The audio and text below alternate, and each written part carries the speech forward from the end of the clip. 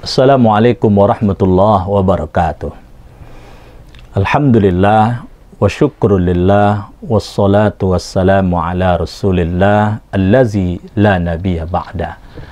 Para pemirsa yang dirahmati Allah subhanahu wa ta'ala, pada kesempatan kali ini tausiah kita mengangkat judul zikir dan keutamaannya.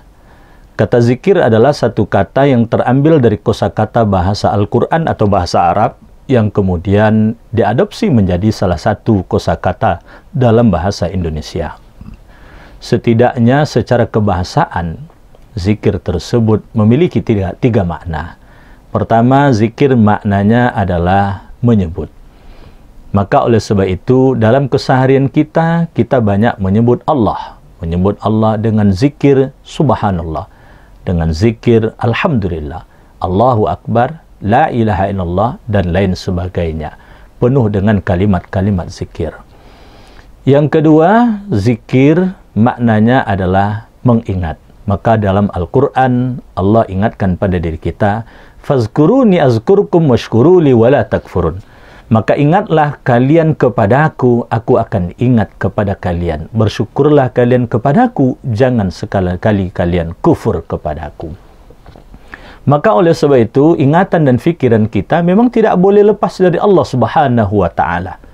Karena memang Allah lah yang telah memberi kehidupan pada kita, memberi rezeki, memberi kesehatan. Wajar kemudian ingatan kita harus dipenuhi dengan Allah subhanahu wa ta'ala. Yang ketiga, zikir tersebut maknanya adalah takwa. Istimraru fi awamirillah wajtinabu fi nawahihillah. Menjalankan seluruh perintah Allah dan meninggalkan seluruh larangan Allah Subhanahu wa taala. Maka apa saja dalam kehidupan ini sepanjang perbuatan baik yang kita lakukan itu adalah zikir. Sepanjang kita berusaha meninggalkan perbuatan salah dan dosa, maka itu bagian dari zikir kita kepada Allah Subhanahu wa taala. Para pemirsa yang dirahmati Allah, zikir adalah kebutuhan kita. Karena sungguh, hakikatnya ketika kita menarik dan membuang nafas, kita selalu berzikir menyebut Allah Subhanahu wa taala.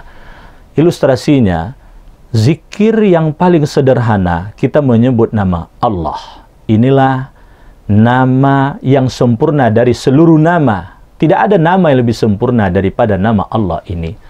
Terdiri dari 4 huruf, ada alif, lam, ha. Menariknya, ketika kemudian 4 huruf ini kita pretelin satu persatu, dia tidak akan berubah maknanya. Tidak akan lari maknanya dari Allah. Allah 4 huruf, maknanya Allah. Tidak bisa diterjemahkan dengan yang lain. Kita hilangkan huruf pertama, alif. Tinggallah 3 huruf. Lam, ha. Cara bacanya, lillah. Maknanya adalah karena Allah, untuk Allah, milik Allah. Kita hilangkan huruf lam yang pertama, sehingga alif hilang, lam hilang, tinggal 2 huruf lagi, lam yang kedua dan ha. Cara bacanya lahu. Lahu maknanya adalah kepunyaannya, miliknya. Lalu kita hilangkan huruf yang ketiga, lam yang kedua, tinggallah satu ujungnya saja, hu artinya nya. Dan kalau kita sadari ini adalah huruf ha, yang kalau kemudian kita tarik nafas, kita buang nafas, semakin kita kuat menarik nafas, semakin kita kuat pula membuang nafas, akan jelaslah bunyi huruf ini yang keluar dari desisan nafas dan oksigen serta karbon dioksida yang kita buang. Maka setiap kita tarik nafas menghirup oksigen, seakan kita mengatakan nya. Ketika kita membuang karbon dioksida kita seakan mengatakan nya. Oleh sebab itu, kelewatan batas ketika ada orang yang sudah ditakdirkan bisa hidup, lalu kemudian tidak berzikir kepada Allah Subhanahu wa taala. Sadarilah oleh kita bahwa sungguhnya zikir tersebut akan membersihkan hati. Zikir itu akan menenteramkan hati. Ala bi zikrillahi tatmainnul qulub. Ketahuilah dengan zikir kepada Allah akan menenteramkan hati.